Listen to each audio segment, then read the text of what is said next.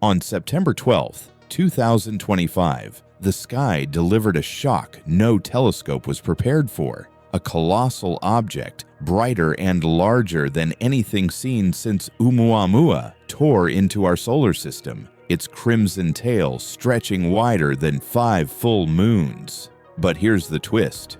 It wasn't alone. Another interstellar giant was already inbound.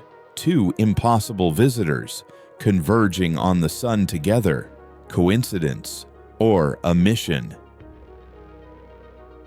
When astronomers first locked their telescopes on the newcomer now called C2025 R2 Swan, they thought they knew what to expect. Another comet, maybe bright, maybe unusual, but still following the same well-worn rules of celestial physics. But within hours, those rules began to unravel. Instead of the pale, icy shimmer every astronomer anticipated, what filled their detectors was something entirely alien. A vast, blood-red cloud spreading across the sky. Not the familiar blue glow of ionized gases, not the pearly white haze of dust reflecting sunlight. This was crimson, as if the object had bled into the void. To understand how radical that is, let's step back to Comet Science 101. A standard comet nucleus is little more than a dirty snowball, frozen water mixed with dust and stone.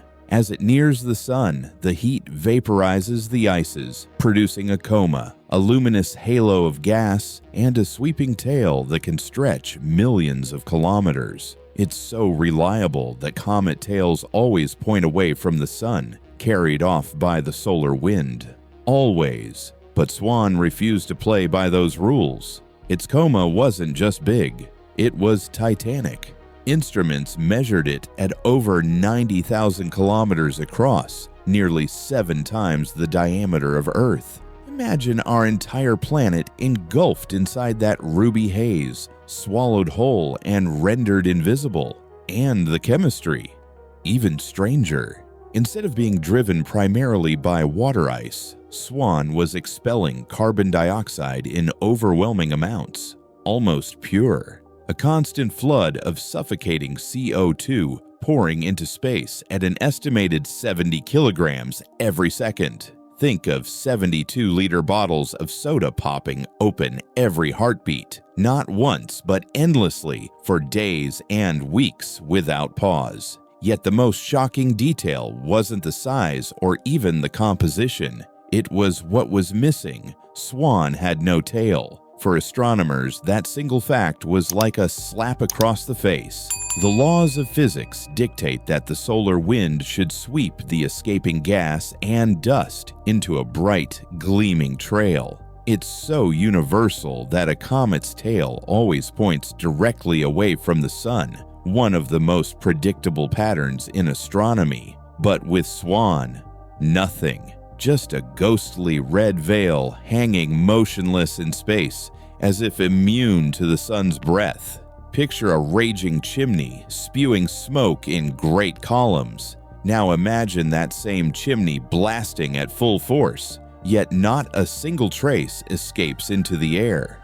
That was Swan, venting, erupting, but leaving no footprint behind. Even stranger, the nucleus itself, the solid body at the heart of the storm, remained almost invisible, cloaked inside the haze, hidden, shielded, almost as if something wanted it concealed. To comet researchers, this wasn't just rare, it was impossible. So questions began to spiral. What kind of body could cloak itself in a haze that disobeys the laws of cometary physics? What force could hold back the solar wind, shielding its emissions like a fortress? And most unsettling of all, what exactly was hiding inside that scarlet shroud? Because with Swan, the deeper astronomers looked, the less sense it made.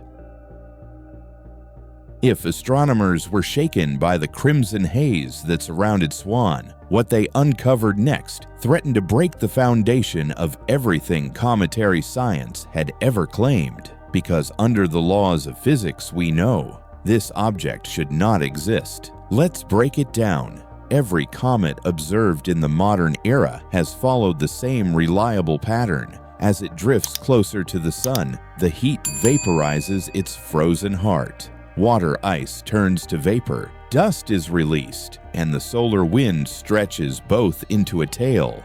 Cause and effect. The brighter the activity, the more spectacular the tail. That's cometary law. But Swan refused to obey. Despite venting 70 kilograms of CO2 every second, its enormous cloud remained eerily uniform, still, almost suspended, as if the object were burning without flickering. Scientists expected dust particles to scatter light and shape a colossal arc. Instead, nothing. Just a silent red veil. One astronomer compared it to a volcano exploding with pure gas, but releasing no ash. Others called it a cosmic engine, venting exhaust into space yet leaving no trace. Whatever it was, it didn't behave like any natural comet. And then came the revelation that stunned everyone: the size of its hidden core. For most comets, the nucleus is tiny, often just a few kilometers across. Even the legendary Hale-Bopp, one of the giants of the 20th century, spanned about 60 kilometers. Swan, by contrast, was estimated at nearly 46 kilometers, making it one of the largest wanderers ever spotted. Yet, despite that mass, the solid body remained almost invisible, cloaked inside its red haze. Imagine that for a moment. A mountain-sized body moving through our solar system. A core nearly half the size of Hale-Bopp, engulfed in a cloud wider than Earth itself. And yet, when astronomers pointed their most powerful instruments, they could barely see it. It was as if the nucleus didn't want to be seen. That contradiction is what made Swan so unsettling. It was both hyperactive and invisible. Too much gas, but no tail. A massive core, but little reflective glow. A body releasing torrents of material, yet appearing faint, cloaked, ghostly. It was nothing less than an astronomical paradox. One scientist put it this way: it's like watching a lighthouse beam sweeping across the ocean, except the lighthouse itself is submerged beneath the waves. So what explains it? The leading natural theory was that the gas erupting from Swan's surface was unusually clean, almost entirely carbon dioxide, with very little dust. Without dust to scatter sunlight, the coma wouldn't form a visible tail. A tidy explanation, but one that raised more questions. Why would an interstellar body carry almost pure CO2? What kind of alien environment could create such a composition? And then came the deeper concern. If Swan really was venting so much carbon dioxide, why didn't the solar wind rip the cloud apart? Why did it hold its symmetry? Why did it hover in place like a veil suspended over something? A few astronomers admitted, off the record, that it almost looked stabilized, controlled, deliberate. Is that possible? Officially, no. But then again, wasn't Oumuamua, our first interstellar visitor, also accelerating in ways no natural object should? If one body could break the rules of orbital mechanics, maybe another could break the rules of cometary physics. And so, the questions grew darker. Was Swan simply an exotic relic from a star system unlike ours, carrying a chemistry we don't yet understand? Or was it something else? Something designed to look almost comet-like, yet running on principles hidden from us. Whatever the truth, one thing was undeniable. Swan wasn't just another cosmic anomaly. It was a direct challenge to our definition of what natural means in the universe. When C2025 R2 Swan first appeared on astronomers' screens, the excitement was immediate. Predictions claimed it might become one of the brightest celestial objects of the decade, perhaps even rivaling the brilliance of Venus in our night skies. Headlines rushed to label it the Comet of the Century, a beacon that would inspire awe across the globe. and for a brief moment, it lived up to the hype. Night after night, reports confirmed Swan's growth in brightness. It surged with extraordinary speed, more rapid than even seasoned experts anticipated. For skywatchers, it looked like history in the making. A cosmic torch was being lit. But just as quickly as that promise soared, doubts crept in. The brightness curve began to level off, then falter. Telescopes caught subtle irregularities, shifts in luminosity, jagged dips, puzzling inconsistencies. What seemed destined to become a spectacular show transformed into an enigma. It wasn't fading the way dying comets do, nor was it blazing predictably brighter. It behaved like something caught between two states, alive and yet concealed. And then came the revelations about its core. Unlike ordinary comets, Swan didn't remain intact. Signs emerged of fragmentation deep within its nucleus, but rather than disintegrating like fragile ice struck by solar heat, its pieces seemed to separate with eerie precision, slow, deliberate, controlled. And here lies the paradox. Instead of collapsing into silence, the fragments remained active. Normally, once a comet breaks apart, its shards lose power quickly. Their volatile material boils away, leaving cold, dark rubble. Yet Swan's fragments refused to die. They continued to vent carbon dioxide, shining as if each splinter carried its own hidden energy source. This was no ordinary breakup. The question spread quickly. Was this natural decay, or the deliberate behavior of something engineered? Adding to the mystery was the silence from official channels. Data about Swan's unusual composition and internal structure seemed delayed, trickling out in fragments long after the amateur community had noticed the oddities. Rumors spread across astronomy forums. Were space agencies hesitant to share details because they sounded too bizarre to be believed? Or was something being kept deliberately quiet? Either way, the story had changed. What was supposed to be a dazzling comet for the public eye had transformed into a fortress wrapped in riddles. A body that promised brilliance but delivered contradictions. A cosmic visitor that lied in plain sight. And scientists were left staring into its blood-red haze, asking themselves, if Swan is hiding its true nature, then what exactly is waiting behind the veil? For astronomers, the moment of realization was chilling. Swan wasn't just another icy body drifting inward from the solar system's edge. Its path through space told a different story. Unlike comets bound to the sun in long, slow loops, Swan's trajectory hinted at something extraordinary. A body that might not be ours at all. In orbital mechanics, a single number can change everything. Swan's velocity and inclination were so steep that some analysts began whispering about a hyperbolic path, an orbit that doesn't close, a course that enters and then exits the solar system forever. If true, Swan wouldn't be a returning visitor. It would be a stranger from the deep dark between the stars, passing through once and never again.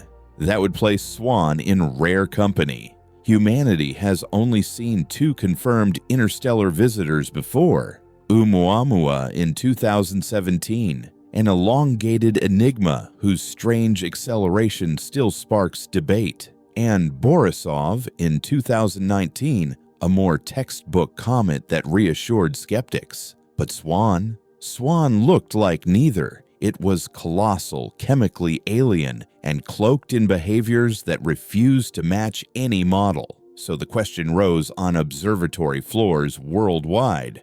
Where did it come from? Its chemistry offered a clue.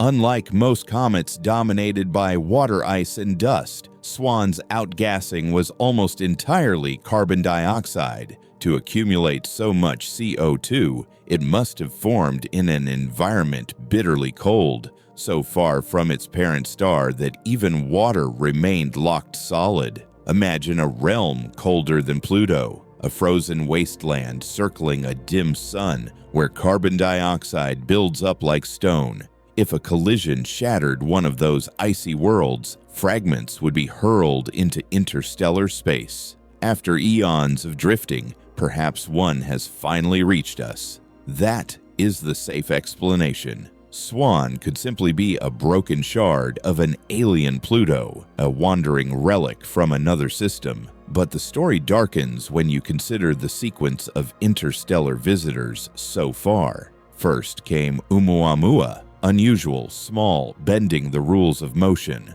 Then Borisov, ordinary enough to ease minds. Now Swan, massive, shielded, chemically extreme, an anomaly that refuses coincidence. It almost feels orchestrated, a subtle introduction, a reassuring decoy, and then an object deliberately strange, an anomaly too large to ignore. Some scientists dismiss this as pattern seeking. Others quietly admit it's hard not to see a narrative, as though these arrivals are cosmic breadcrumbs leading somewhere. That possibility raises deeper questions. If Swan is one fragment among millions roaming the Milky Way, how many others slip through unnoticed? Are we simply lucky or unlucky that this one betrayed itself with a vast red shroud? Detection is still primitive. We nearly missed Oumuamua until it was gone. Borisov was bright only because it vented heavily. Swan, too, was seen thanks to its oversized coma. What does that imply about darker, quieter bodies, ones that reveal nothing at all? Have they crossed our system silently for ages? This thought unsettles astronomers more than they admit.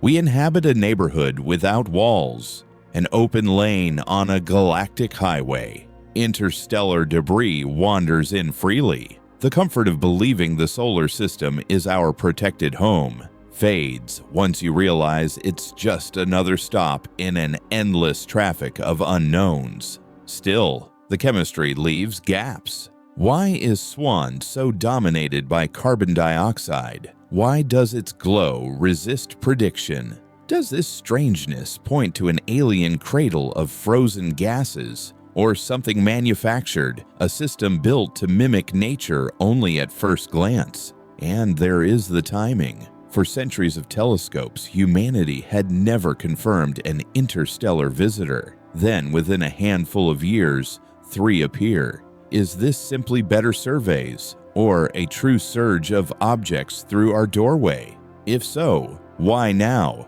Coincidence or signal?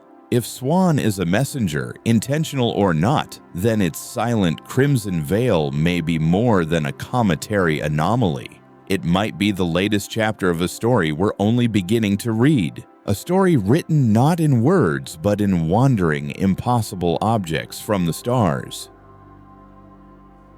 By now, the official story about Swan paints it as an extreme but still natural visitor, an interstellar comet forged in bitter cold, venting carbon dioxide instead of water, cloaked in a crimson haze. That's the safe explanation. Clean, logical, comforting. But Swan doesn't feel like a natural story. It feels staged, a nucleus far larger than expected, but still invisible. Micro-thrust pulses rippling through its tail, a 22,554-year orbit, bringing it back just as another anomaly. 3I Atlas arrives on a hyperbolic path. For many astronomers and skywatchers, those coincidences leave a door cracked open, and through that door rush theories once dismissed as impossible. One of the most whispered ideas is that Swan isn't a single probe, but a carrier, like a cosmic seed ship.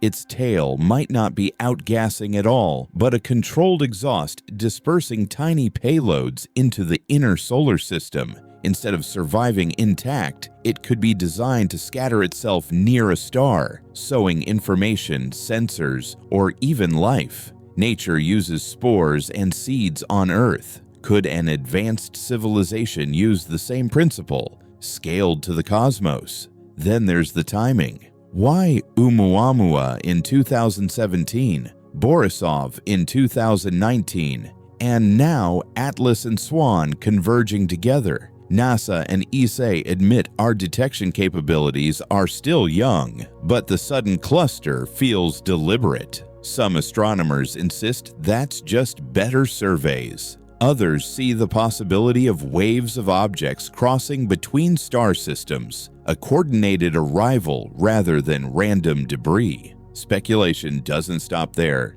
Some theorists describe Swan's behavior almost like a shield or mask.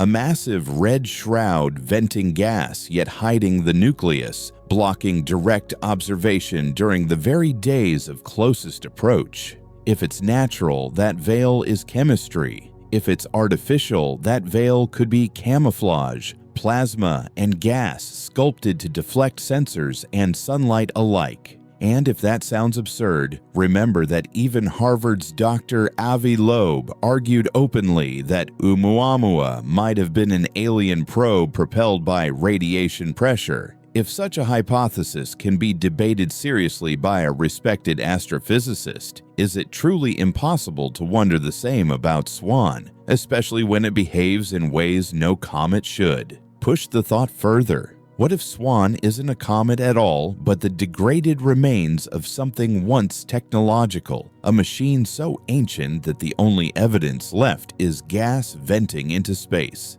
its hull disguised beneath an engineered coma? To our telescopes, it looks like ice and dust. In reality, it could be the husk of an interstellar construct drifting silently between stars. Wild, yes. But Swan forces us into this uncomfortable space. We can dismiss extreme theories, reassure ourselves with natural explanations, and perhaps those answers are true, but the contradictions remain, nagging at the edges of every dataset. There is a paradox at the center of Swan. On one hand, science gives us workable models, chemical composition, extreme cold origins, peculiar outgassing. On the other, the narrative feels too theatrical, too deliberate. And until Swan swings around the sun and disappears into the dark again, no one will know for sure. And maybe that's the scariest part, because if its secrets are locked inside that crimson haze, we may already have seen technology or something living without realizing it. Was Swan simply another comet with strange chemistry? Or was it a cloak, a disguise, a silent message passing by? The truth is, we don't know, and that unknown may be bigger than Swan itself. In the end, Swan refuses every category we have. Too big to ignore, too strange to explain, too mysterious to dismiss. It came from the dark between the stars, and it may already be on its way out, leaving only questions behind. But here's the unsettling thought. If Swan and Atlas were just the beginning, how many more are already inbound? If you're fascinated by these mysteries as much as we are, hit subscribe and turn on the bell so you don't miss the next chapter of this story, because what we've discovered next makes this mystery even deeper, and you'll want to see it.